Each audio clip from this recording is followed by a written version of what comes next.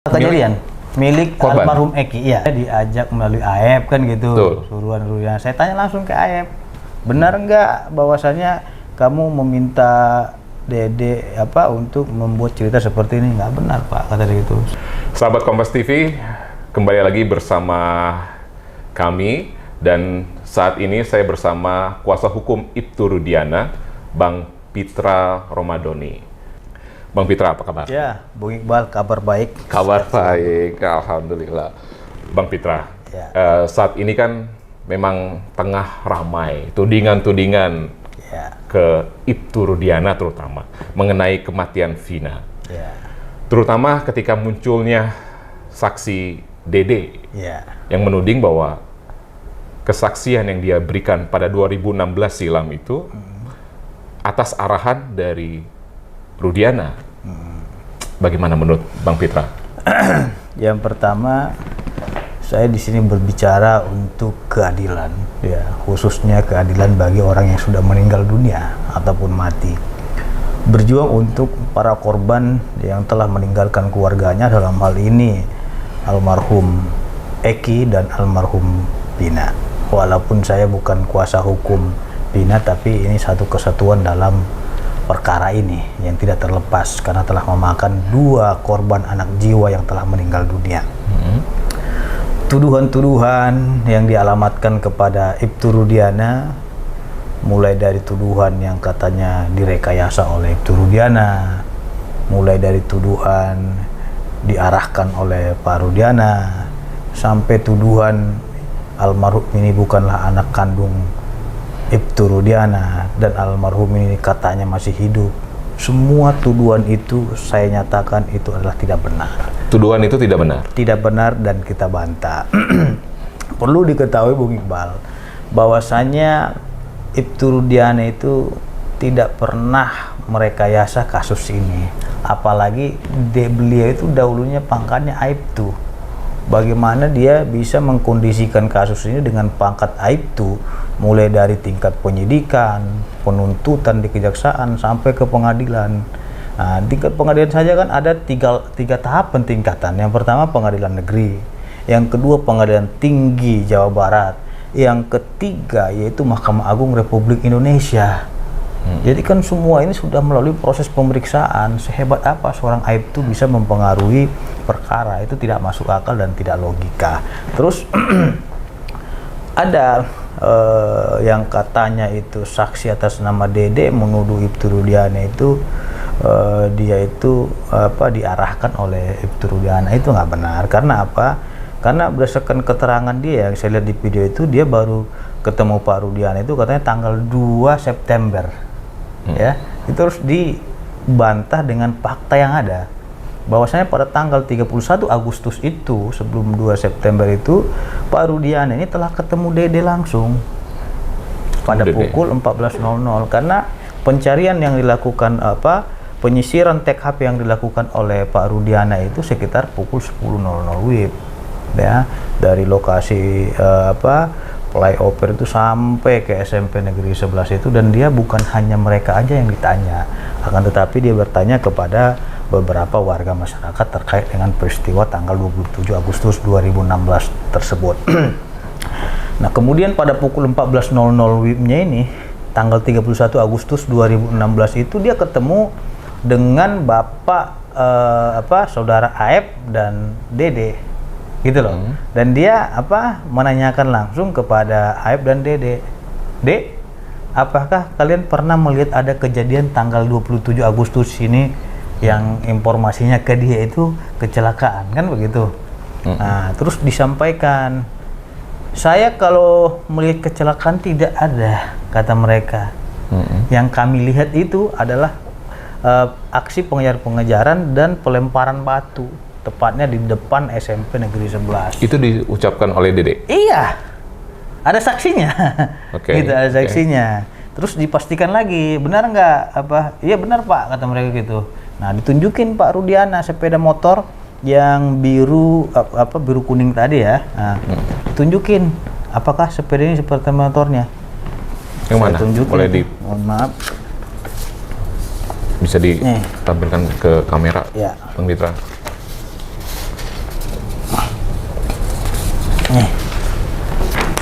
Ini setelah kejadian ini ya. Ini motor Setelah kejadian milik korban? almarhum Eki, iya. Almarhum. Nah, jadi diperlihatkan apakah sepeda motornya, iya benar warnanya ini yang kami lihat dikejar itu. Kan kata yang bersangkutan mereka berdua, Aib dan Dede. Nah, setelah itu tahu nggak kalian itu ciri-ciri daripada salah satu pelaku ini yang ikut melakukan pengejaran itu? Yang kami lihat itu ada tensoples di dahinya, katanya gitu. Dahi Eki atau dahi Vina? Dahi pelaku. Dahi pelaku. Salah Oke, satunya. dahi pelaku. Kan ciri-cirinya kan yang nanya ciri-ciri. Kasih tahu lah itu ciri-cirinya. Setelah itu Pak Rudiana kasih nomor handphonenya kepada Aib. Gitu loh. Nah, kalau memang mengetahui nanti keberadaan mereka di mana yang kalian lihat itu pada malam kejadiannya, tolong hubungi saya gitu.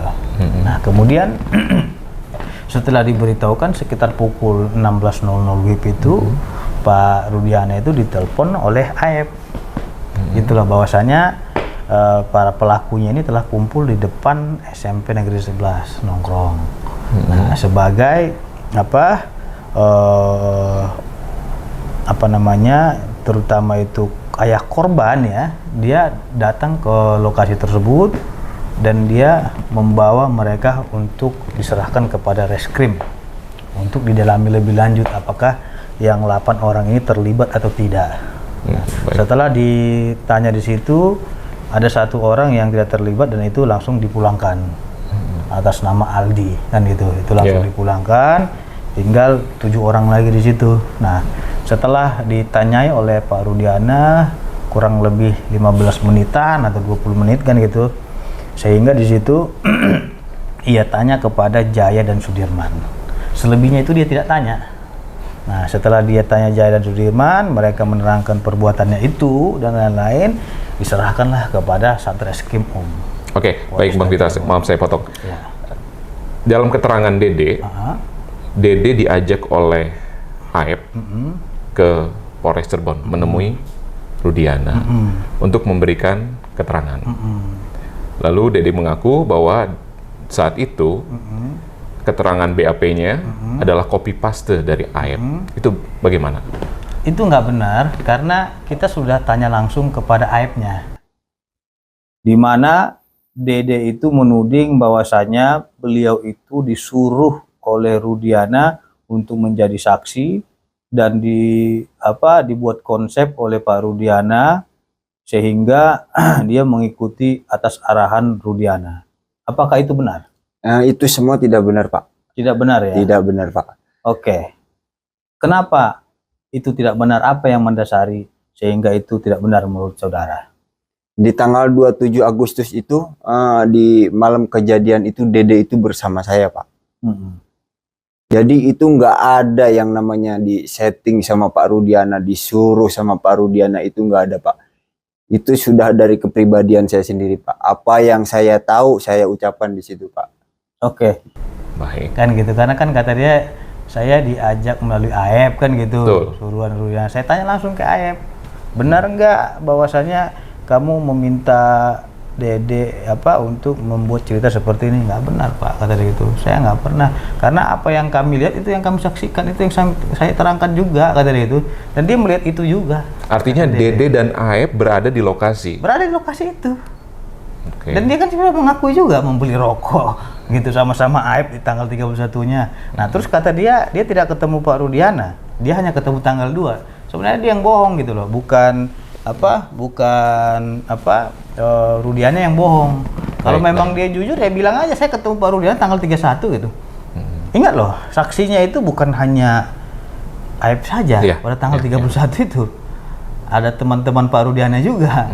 Jadi itu nggak bisa dibohongi itu. Itu adalah fakta yang tidak bisa terbantahkan gitu. Nah, satu lagi yang memang menjadi sorotan publik adalah ketika Dede mengaku bahwa diarahkan oleh Ibtu Rudiana, alasannya adalah karena Aib memiliki kekesalan terhadap terpidana. Itu pengakuan Dede. Saya ingin mengkonfirmasi satu hal lagi. Dede mengaku bahwa dilarang oleh Ibtu Rudiana menjadi saksi ketika di pengadilan tahun 2016 silam. Ya. Justru karena memang itu adalah fitnah dan pencemaran nama baik, kita sudah lapor polisi. Oke. Ya, ke Polda Jawa Barat, dan saat ini sudah diproses laporan tersebut terhadap Dede. Berarti pihak dari Ibtu Nurdiana melalui Abang, apa yang dinyatakan oleh Dede merupakan fitnah? Iya, buktinya kita lapor polisi. Kalau nggak pindah kan nggak mungkin kita lapor polisi dong. Ya, sempat somasi juga. Udah somasi meminta juga, ya. Dede dan Keberatan beberapa gitu. untuk meminta maaf. Loh iya. Kalau kita nggak keberatan berarti kan omongan dia benar. Contohnya nih, Bang Iqbal tuduh saya sesuatu. Kalau saya diam aja berarti kan benar dong. Kalau saya keberatan dan marah berarti kan saya keberatan dengan tuduhan Bang Iqbal gitu. Makanya saya proses secara pidana. Berarti yang dinyatakan oleh Dede bahwa dilarang menjadi saksi itu tidak benar. Nggak Itu benar. Dan itu juga sudah saya tanya langsung kepada Aib yang katanya dia sama-sama Aib juga dilarang. Nggak benar itu. Gitu. Dan karena memang ketidakbenaran itulah makanya kita proses secara hukum. Kalau memang omongan dia benar itu kan bukan kapasitasnya Pak Rudiana yang memanggil saksi. Itu adalah kapasitas daripada pengadilan atas perintah pengadilan atas permintaan daripada jaksa penuntut umum sebagai beban pembuktian. Dan kalau memang ada dia surat panggilan, dia harus hadir dong. Berarti tidak ada itu yang namanya Ibtu Nurdiana memerintah Dede untuk tidak ada hadir ke pengadilan. Justru kalau dia hadir ke pengadilan justru bagus dong sama Pak Rudiana nih. Dia menerangkan ada pemukulan dan lain-lain, ada pelempar, itu justru makin bagus. Justru kita kalaupun dia hadir ke pengadilan kita berterima kasih gitu loh. Nah dia sendiri yang tidak mau hadir ya berarti kan masalah di internal pribadi dia. Jangan juga dia tidak mau hadir ya dia salahkan Pak Rudiananya, itu tidak bisa. Terus kapasitas Pak Rudiana kan bukan jaksa penuntut umum yang menentukan hadir atau tidak hadirnya seseorang gitu loh. Baik. Lalu selain Dede ada muncul Liga Akbar dan mengaku bahwa dia mencabut keterangan BAP yang 2016. Menurut dia bahwa tidak ada pelemparan yang dimaksudkan di dalam tidak ada pelemparan, tidak ada keributan di TKP. Itu gimana? Ini makin kabur nih Bang Pitra nih. Saya juga kalau misalnya dinyatakan ya. Dede atau Aib yang kata Bang Pitra tadi bilang bahwa Dede melihat sendiri bahwa terjadi ini, sedangkan Liga Akbar mengaku bahwa tidak ada dan dia mencabut BAP tersebut. Ya. Saya kira semua sah-sah aja dia ngomong ini itu. Tapi kan ada selain mereka ini ada juga saksi lainnya yang melihat pengeroyokan dan penganiayaan itu. Tapi nama saksi ini kita rahasiakan gitu loh. Nah terlepas dia bermanuver di dalam kasus ini, silakan saja. Akan tetapi tolong diingat, apabila memang kasus ini nanti sudah selesai, pasti akan mengarah kepada mereka. Bisa saja akan diterapkan pasal obstruction of justice, perintangan penyidikan. Nah ini saya peringatkan saja gitu, bukan menakut-nakuti. Karena apa? Dia telah memberikan kesaksian di muka persidangan di bawah sumpah demi Tuhannya, berdasarkan keyakinannya, dan di bawah Al-Quran. Kalau dia Islam kan gitu. Dan itu dia menerangkan dengan sebenar-benarnya. Ya kalau memang dia bilang dia tidak benar keterangannya, semestinya kalau dia memberikan keterangan nanti di persidangan itu yang bersangkutan harus ditahan dengan pasal 174. Atas perintah pengadilan dia berhak ditahan. Ya, secara logika setelah berselang 8 tahun. Ya. Baru tahun ini ketika kasus Vina ramai saksi yang telah memberikan kesaksian 2016 mencabut. Ini gimana nih? Secara logika bukan memang tidak rame-rame ya. Gimana? Paling saya lihat itu paling cuma yang mencabut itu ya. Kalau mencabut itu nggak ada yang mencabut saya lihat. Liga Akbar mengaku mencabut. Putusan itu nggak bisa dicabut. Keterangan yang sudah tertuang dalam putusan ini nggak bisa dicabut. Itu sudah menjadi notoire feiten dalam hukum, artinya sudah menjadi produk hukum dan sudah diketahui masyarakat. Keterangan dia ini kan sudah dipublikasikan. Putusan tidak bisa dicabut. Itu kesalahan yang keliru yang dibilang bisa dicabut putusan. Akan tetapi putusan itu bisa dibatalkan melalui putusan PK, peninjauan kembali. Karena apa? Walaupun 1000 saksi yang menerangkan, tapi beban pembuktian saksi itu nilainya hanya 1. Dan saksi di dalam kasus ini bukan hanya Liga Akbar atau Dede saja. Baik. Ada 26 orang saksi yang menerangkan dalam kasus ini dan sudah diperiksa oleh pengadilan, yang sudah diperiksa oleh kepolisian dan sudah diteliti oleh kejaksaan. Artinya kalau dia menerangkan seperti ini kan nggak bisa disamakan dengan saksi-saksi lainnya. Apakah dia menyebut keterangan saya dulu itu keliru, bisa merontokkan 25 saksinya? Kan tidak. Karena saksi-saksi ini berdiri sendiri dia. Gitu loh. Dan dia bilang ini dia harus menyuruh orang lain semua 26 itu mengikuti dia. Kan tidak bisa juga. Makanya nilai pembuktian di dalam kesaksian itu hanya satu nilainya. Walaupun 1.000 orang, 1 juta orang, tetap penilaiannya satu. Karena alat bukti di dalam pasal 184 itu adalah 5. Yang pertama keterangan saksi nilainya 1. Yang kedua bukti surat seperti visum, autopsi dan lain-lain. Yang ketiga keterangan ahli pidana, ahli forensik dan lain-lain. Yang keempat itu keterangan terdakwa, ya para terpidana ini. Yang kelima itu petunjuk. Hakim berdasarkan fakta-fakta persidangan yang telah terungkap di dalam persidangan dan berdasarkan fakta yuridis adanya persesuaian antara keterangan saksi, petunjuk, surat dan keterangan ahli dan keterangan terdakwa. Dia berkeyakinan bahwasanya para terpidana ini benar melakukan perbuatan tindak pidana dengan alat bukti yang 5 tadi gitu. Baik. Kita beralih kepada keterangan Pak Rudiana yang ketika kesaksian Dede muncul ke publik, lalu Pak Rudiana pun muncul ke publik saat itu konferensi pers di Cirebon beberapa waktu yang lalu. Pak Rudiana sempat bilang bahwa dia siap sumpah pocong atau sumpah apapun bahwa dia tidak terbukti merekayasa kematian itu Vina. Keliru. Jadi begini. Apa yang keliru, Bang Fitra? Itu kan kalau memang Bung Iqbal amati di dalam konferensi pers dengan HP tersebut itu kan ditanya, apakah benar anakmu yang meninggal itu? Gitu loh kan gitu. Apakah benar Bang kata dia, apakah si Eki sudah meninggal dan tidak masih hidup?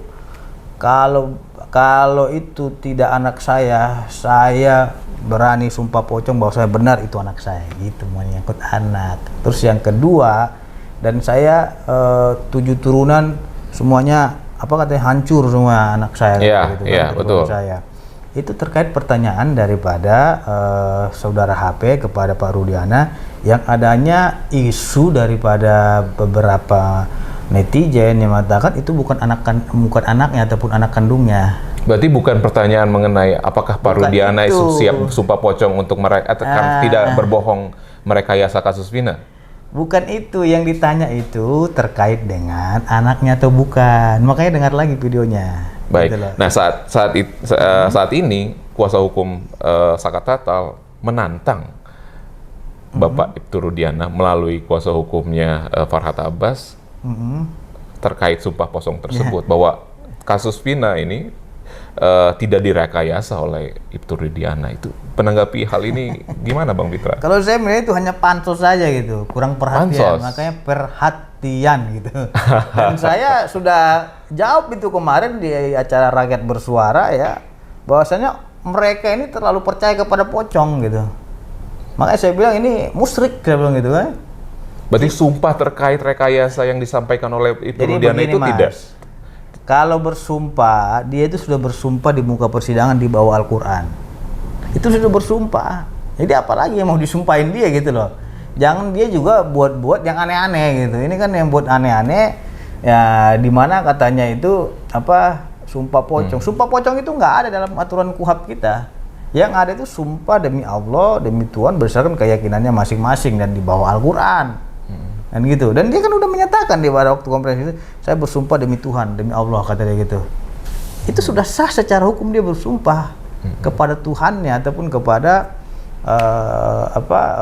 berdasarkan keyakinannya. Tidak merekayasa kasus. Kan sudah dibilang Ustadz Khalid Basalamah yang mengatakan itu sumpah pocong itu adalah orang-orang yang musyrik. Artinya Bang Fitra tidak menanggapi apa yang tantangan yang dimaksud oleh kuasa hukum Saka Tatal tersebut. Berarti kita itu tidak hanya mau memperkeruh suasana karena itu menurut kita adalah pansos. Manjat sosial aja gitu loh. Kalau memang dia mau bebaskan kliennya silahkan aja dia PK gitu. Jangan juga dia menambah cerita. Ini kan ceritanya ini seolah-olah Pak Rudiana bilang itu terkait dengan bukan anaknya itu gitu loh. Jadi mereka tambah-tambah yang lain. Beliau itu menyatakan itu adalah anak kandung saya dan dia sudah meninggal dunia. Berarti bukan soal rekayasa yang dimaksud itu. Iya, makanya lihat videonya. Jadi mereka salah penafsiran gitu loh. Jadi di dalam kata-kata dia itu juga saya udah pelajari videonya itu, dia menyangkut terkait dengan pertanyaan HP tadi terkait dengan anaknya gitu loh. Baik. Benar nggak itu anak bapak? Jangan-jangan bukan anak bapak lagi atau masih hidup gitu. Oke. Berarti Bang Pitra sama sekali tidak menanggapi bahwa tantangan ini ya itu pansos lah karena, ya. Iya, gitu. karena itu nggak perlu ditanggapi dan satu lagi nggak diatur di KUHAP juga. Saya ini kan orang hukum, Mas. Baik. Masa saya harus percaya kepada dukun dan goib-goib gitu loh. Baik. Saya berbicara sesuai dengan ketentuan hukum dan produk hukum gitu loh. Ketika nanti Pak Rudiana contohnya nanti dalam perkara baru ataupun tersangka baru ini dimunculkan, ya tentunya kan otomatis dia disumpah juga Baik. di pengadilan dan di bawah Al-Quran gitu loh. Baik. Seperti itu. Bang, kita agak sedikit bergeser mengenai 3 DPO. Ibtu Rudiana kan berperan sangat penting dalam kasus ini karena dia yang melaporkan. Ada 3 DPO yang dinyatakan, 1 Peggy Setiawan, 2-nya Dani dan Andi, dan sempat dikatakan fiktif. Bukan Peggy Setiawan, Mang. Peggy alias Perong. Peggy alias Perong. Gitu. Peggy alias Perong yang dikatakan DPO. Ya. Lalu kita bisa katakan apakah itu salah tangkap yang terkait Peggy Setiawan, tapi dinyatakan bebas. Lalu 2 DPO, Dani dan Andi. Ya. Bagaimana Bang Pitra ini mungkin dari pihak Ibtu Rudiana yang menilai bahwa apakah benar 2 DPO ini fiktif? Yang pertama, saya kira sudah dijawab oleh Divisi Humas Mabes Polri melalui Pak Sandi. Dia menyampaikan bahwasanya tidak ada yang fiktif dalam kasus tersebut. Tidak ada yang fiktif. Akan tetapi ya terkait dengan 2 DPO lainnya itu masih dalam pengumpulan alat bukti. Artinya penyidik dalam hal menetapkan seseorang tersangka itu untuk melakukan upaya paksa itu haruslah disertai dengan bukti yang kuat dan cukup. Baik. Nah, kalau cuma hanya keterangan terpidana saja kan itu nggak bisa jadikan patokan juga gitu loh. Nah, terpidana menyatakan itu yang 3 orang ini adalah pelaku juga yang terlibat dalam kasus ini. Nah, selain keterangan terpidana, saya kira penyidik ingin mendalami lagi bukti-bukti lainnya terkait dengan 3 DPO ini gitu loh. Berarti 3 DPO ini sumbernya dari para terpidana yang menyatakan. Ada? Ya ada. Dani dan Andi atau Peggy alias Perong ada? Iya, itu berdasarkan keterangan para terpidana. Baik. Kalau memang keterangan terpidana ini nggak benar, pasti kena akan obstruction of justice mereka. Mengarang cerita gitu loh. Baik. Bang Pitra, banyak muncul saksi baru di sidang PK Sakatatal, terutama saksi Widi dan Mega. Dia mengatakan bahwa saat itu kematian Vina merupakan kecelakaan tunggal, bukan pembunuhan. Itu kan dia kasih tahu karena di telepon. Didasari oleh telepon ketika jam 22 WIB, ketika 2016 silam. Lalu tidak ada kondisi yang dikatakan ramai-ramai atau apapun gitu. Ini bagaimana? Apakah ini memang kecelakaan tunggal yang mulai di up ataukah tetap pembunuhan yang diyakini oleh Bang? Jadi begini, kalau yang dibilang itu kan dia hanya menerangkan berdasarkan informasi. Kalau hanya informasi, jangankan dia, Pak Rudiana jadi informasi bahwa kecelakaan anaknya. Sehingga terhadap orang yang memberikan informasi kecelakaan itu, dalam hal ini dari Polsek Talun ya kalau nggak salah ya, itu sudah diberikan sanksi disiplin oleh Mabes Polri karena memang tidak melakukan scientific crime investigation dalam pengungkapan awal itu gitu loh, sehingga ada kekeliruan bahwasanya ini bukan kecelakaan gitu. Nah kalau di siapa tadi nggak kenal juga saya. Widi dan Mega ini kan dia menyampaikan itu karena di telepon itu tadi kan gitu. Kalau itu pun benar, jangankan dia Pak Rudi hanya di telepon juga, ini anak bapak kecelakaan nih, udah masuk rumah sakit, meninggal dunia gitu. Dalam tapi kesaksian kan pendalamannya dia kan tidak mengetahui itu, dia hanya dia tidak melihat di lokasi, dan saya bilang keterangan dia itu tidak benar dan bohong. Kenapa saya bilang bohong?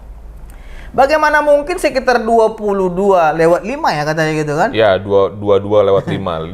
Iya, Betul. 22 lewat 5 itu masih menelepon yang bersangkutan. Padahal saksi Suroto saja mengatakan sekitar pukul 10 itu dia udah terkapar di situ, di dekat Pulau Pertalun tadi. Tapi sebelum itu dia mengatakan kesaksian dari kedua saksi Nggak ini. nyambung dengan saksi Suroto. Tidak ada ramai-ramai yang dimaksud. Kalau misalnya ada diduga pembunuhan, itu dia tidak merasakan ada ramai-ramai di situ. Terus dia mengatakan bahwa ini adalah kecelakaan tunggal. Itu kan halusinasi dia aja. Yang melihat itu pada pukul 10 itu bukan hanya Suroto loh. Ada 5 orang. Baik. Suroto, Suja, dan ada 5 orang situ. Pada pukul 10.00 itu udah terkapar. Bagaimana mungkin orang yang sudah terkapar nelpon, halo, katanya gitu. Makanya saya bilang halusinasi aja nih orang gitu. Oh, Bang Pitra ini meyakini bahwa ini bukan kecelakaan. Loh kan udah ada saksi-saksi di situ. Terus kalau memang itu bukan kecelakaan, yang pertama Suroto saja sudah melihat pada waktu terkapar ini mayat dan satu lagi kondisi kritis. Nih siapa almarhum Pina ini, dia melihat dalam menggunakan helm ya. Tapi mukanya lebam-lebam. Mukanya lebam-lebam. Iya, mukanya lebam-lebam kata Suroto. Dan dibuka dia Suroto. dan itu berkucuran darah banyak itu. Sampai darahnya itu mengalir. Nah, Suroto melihat, wah ini bukan kecelakaan nih. Dari mukanya ya udah lebam-lebam tapi pakai helmnya tidak rusak. Kira-kira loh. bukti apa yang bisa Bang Pitra tunjukkan bahwa Oke. ini bukan kecelakaan, tapi ini diduga pembunuhan? Bukan atau diduga pembunuhan? lagi karena sudah ada putusan. Oke. Iya kan? Putusan pengadilan Apa itu yang adalah memperkuat pembunuan. Bang Pitra Nah, meyakini yang bahwa ini pertama, adalah pembunuhan? Ya, saya ingin tunjukin dulu sepeda motornya dulu. Nih. Ini sepeda motor setelah kecelakaan ini. Nih, coba di zoom ya. Nih, tidak ada yang rusak dari depan. Nah, hanya rusak dari samping. Nih, dari samping kita lihat lagi, nih. Ini dari samping, ini yang lecet itu. Tuh. Ini kan karena udah lama di polsek ini, makanya ada plastik-plastik di sini. Cuma ini sebelah kanan ini aja yang lecet ini, ya. Nah terus ini di sebelah kirinya, kondisi sebelah kiri ini, tuh, nggak ada yang rusak, gitu loh. Ini apa sudah kecelakaan ini. Terus Ini apa, Bang? tunggu dulu. Ini dia pada waktu diamankan nih sepeda motornya. Ini motor siapa saja? Dan ada motor terpidana. Oh, ini motor terpidana. Ini motornya kecelakaan katanya itu nggak ada yang rusak. Kan karena perdebatannya dikasih lihat di komen dari netizen itu, wah itu foto sebelum korban kecelakaan katanya. Ini buktinya di gembok ini, ya, dia ada rusak tuh. Setelah kecelakaan ini kondisi ini. Terus helm ya. Ini helm siapa, Bang? Helmnya almarhum. Ini helmnya nggak rusak Eki nih. atau Pina? Kayak Eki. Tuh. Masih ada kacanya. Kalau Pina kan saya bukan pengacaranya, makanya saya nggak minta itu. Nah ini. Masih ada kacanya nih. Nah, jadi masuk akal nggak kita bilang dia nabrak tiang trotoar, ya? Tapi ini nggak kenapa-napa. Kalau dia namanya, ini katanya ini ke tiangnya, saya tunjukin tiang ini ya. Tuh, kan ada tiang listrik nih, ya, pakai kompas nih. Nah, tiang seperti ini pinggir jalan.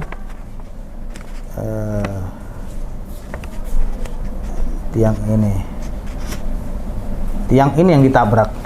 Ya. Tuh gitu. Oke. Ya. Dan tiangnya juga nggak kenapa-napa. Katanya nabrak tiang gitu. Harusnya tiang itu yuk, kalaupun oke lah nggak kenapa-napa. Ada bekas lecet motor atau warna motor itu gitu loh. Menjadi petunjuk bahwasanya ada goresan di tiang itu. Nggak ada. Kan kata mereka kan dia nabrak tiang. Makanya tangannya hancur, mukanya dan lain-lain. Kalau muka orang itu sudah hancur ya, tangannya juga patah sampai ke bawah, tengkoraknya juga tengkoraknya patah, rahangnya patah. Berarti kan itu tubrukan itu sudah sangat kencang sekali. Kita pakai logika aja nalar. Kalau kondisi seperti ini tidak mungkin separah itu kecelakaannya. Kalau hanya lecet aja paling cuma kaki dia aja lecet. Kalau cuma melihat dari lecet sebelah kiri itu aja. Dan cuma sebelah kiri, kanan nggak ada yang rusak loh. Kanannya nggak ada yang rusak. Makanya saya tantang, coba buktikan itu kecelakaan. Saya kasih 12 juta saya bilang. Sampai sekarang nggak ada yang bisa buktikan. Apa ada bukti lain yang menunjukkan bahwa Ya. dia korban ini bukan korban kecelakaan? Ya, yang kedua berdasarkan hasil otopsi ya, saya nggak perlihatkan itu karena memang sifatnya pro justia. Saya menghormati penyidik dalam melakukan pengusutan dan penyidikan. Kan sudah dilakukan ekshumasi nih Bang Iqbal, ekshumasi sekitar tanggal 6 September, melakukan pembongkaran kuburan ya oleh penyidik, kepolisian dan dokter forensik yang melakukan otopsi terkait dengan korban ini. Dan berdasarkan hasil otopsinya itu ya, saya bacakan nih hasil otopsi kepada almarhum Eki ya, Vina dulu, karena ada membahas masalah sperma dan lain-lain katanya gitu kan. Nah, di sini dijelaskan bahwasanya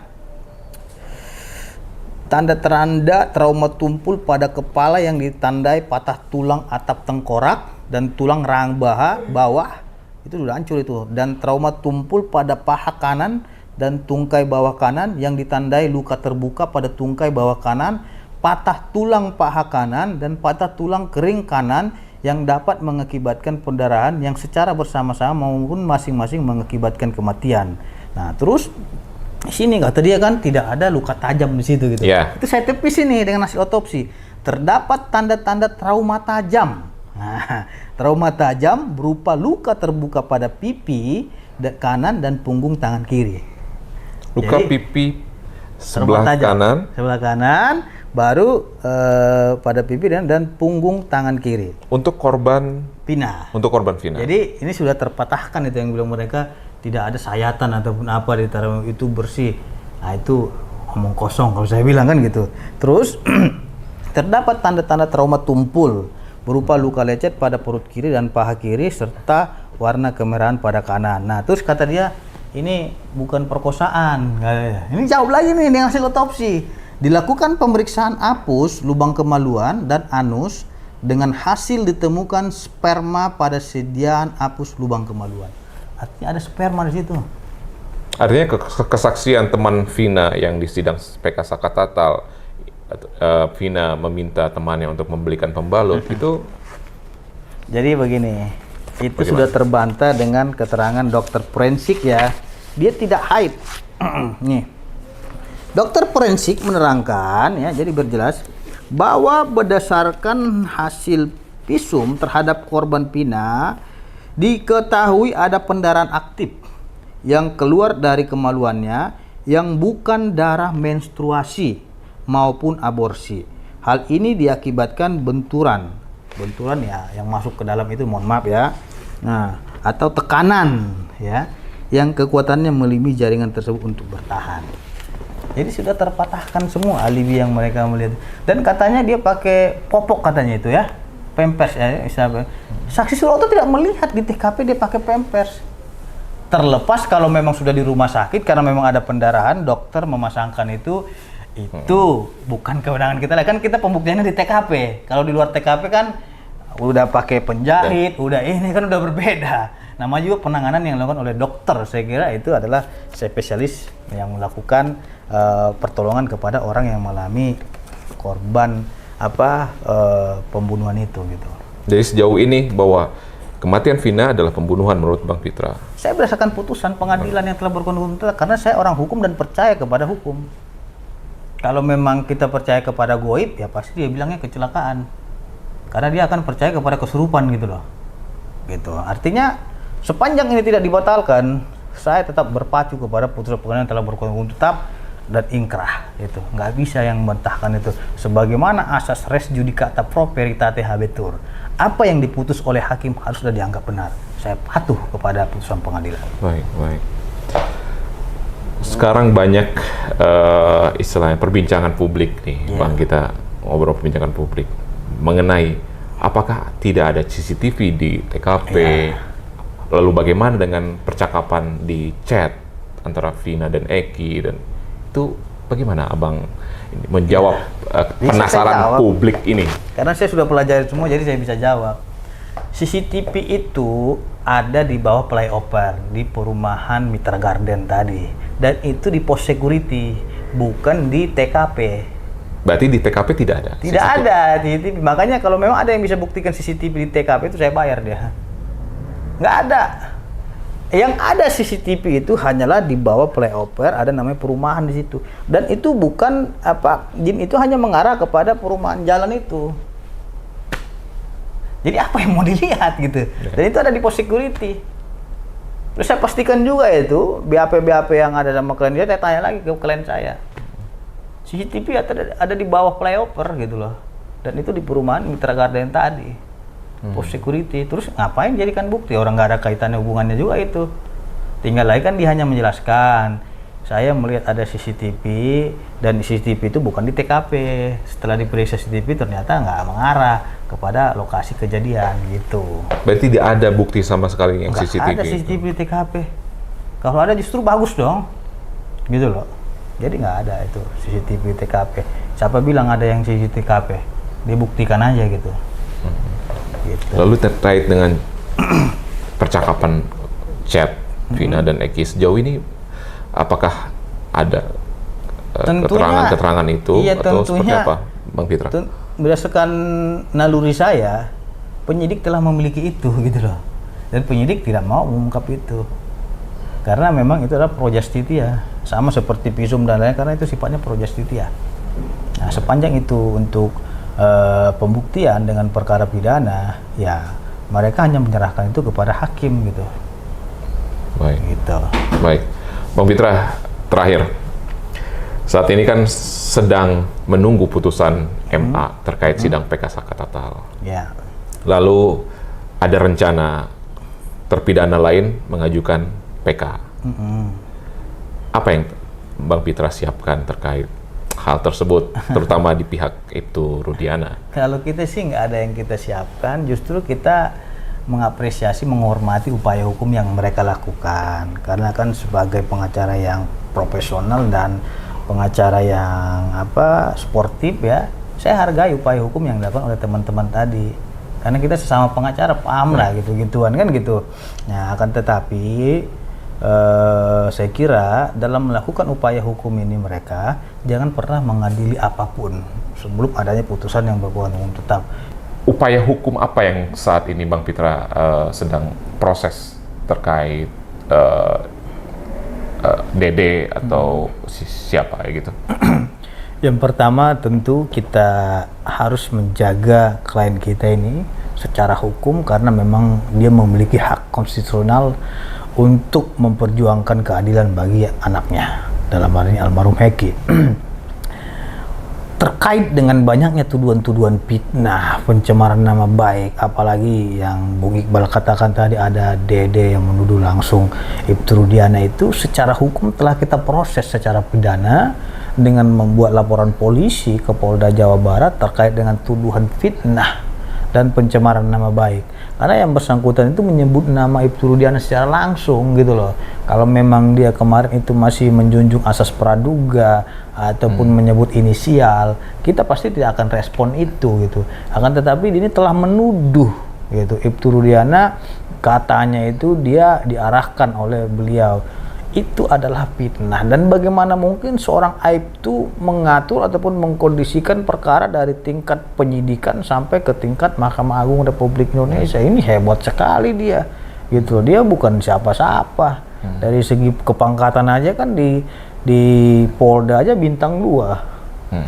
Iya kan? Ya, Irjen yang mimpin. Ya bagaimana dia mau melawan arus seperti itu? Berarti sampai sejauh ini sudah sampai sejauh mana proses hukum pelaporan itu? Alhamdulillah penanganan hukum yang kita lakukan terhadap klien kita ini saat ini telah diproses ya. Korban sudah diperiksa, saksi-saksi juga sudah dimintai keterangan, dan ada juga laporan kita di Polda Metro Jaya. Dalam waktu dekat ini kita akan menghadirkan saksi-saksi kita juga selaku pelapor terkait dengan dugaan penyebaran berita bohong gitu. Baik. Bang Pitra, mungkin saya ingin sedikit bertanya kepada Anda. Ya. Saat ini kan Anda berada di pihak yang dikatakan publik itu sebagai berseberangan karena membela Ibtu Rudiana yang saat ini dituding justru diduga sebagai merekayasa kasus ini. Anda dianggap sebagai public enemy. Seberapa yakin Anda pribadi membela Ibtu Rudiana? Saya yakin ya, kalau saya nggak yakin pasti saya nggak akan bela beliau. Ada bukti-bukti karena keyakinan saya itu berdasarkan dengan alat bukti yang cukup dan meyakinkan gitu. Kalau memang tidak ada bukti yang saya pegang ataupun tidak ada dasar argumentasi yang kuat terkait dengan pembelaan ini, saya tidak akan pegang beliau. Nah, dan kita juga sudah membentuk tim pencari fakta dahulunya, dan kita bukan hanya Rudiana aja yang kita minta keterangan, ada beberapa yang lain-lainnya juga, saksi-saksi dan lainnya, bahkan juga kepada ada tersangka juga pernah kita mintai keterangan gitu loh. Nah, sehingga kita menyimpulkan bahwasanya kita memutuskan untuk memberikan bantuan hukum kepada Bapak Ibtu Rudiana. Walaupun dianggap sebagai public enemy. Kalau public enemy itu bukan masalah persoalan sama saya gitu. Sepanjang itu adalah keadilan, saya ingin menyampaikan asas hukum kita, fiat justitia roet caelum. Tegakkan keadilan walaupun langit akan runtuh, gitu loh. Jadi walaupun langit ini hendak runtuh, saya akan tetap tegakkan keadilan. Jadi saya tidak akan terkecoh dengan enemy-enemy yang lainnya itu. Saya tidak akan terkecoh dengan hujat-hujatan. Sepanjang saya memiliki keyakinan, saya akan tetap berpegang teguh pada keyakinan saya. Karena seorang pengacara itu dikatakan pengacara yang memang benar-benar pejuang adalah pengacara yang tetap menggunakan insting dan nalurinya. Baik, Bung Pitra, terima kasih. Terima kasih telah bersama Kompas TV. Sampai jumpa di wawancara berikutnya.